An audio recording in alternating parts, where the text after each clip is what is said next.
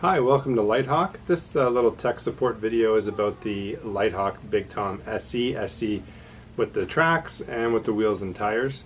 If you're trying to get your SE to pair, first thing you want to make sure is now we've put the battery, the green battery that comes with the toy in already.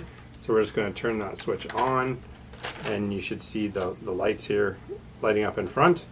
We're then going to turn the controller on. There should be a red light that flashes and then goes solid. When it's solid, the two are paired. Now, if for some reason they're not pairing, it could be a couple different things, but the main thing is if you've got the 3 AA batteries in the controller, and when you turn this on and the red light is not coming on, I'm not sure if you can see that in the video, but that red light is flashing. It's flashing because it's trying to find the toy. As soon as I turn the toy on, you'll notice that it stops flashing and we're connected.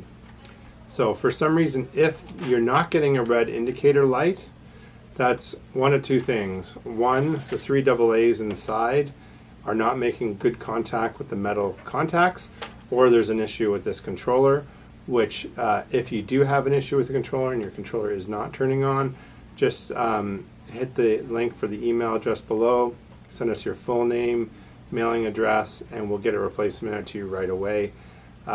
We ship parts all across the country for people, whether they're just replacement parts like I wore out my tires, or we actually have an issue with the product. So we do have lots of other videos, but in this particular one we're just talking about the connection between the controller and the truck and what should happen.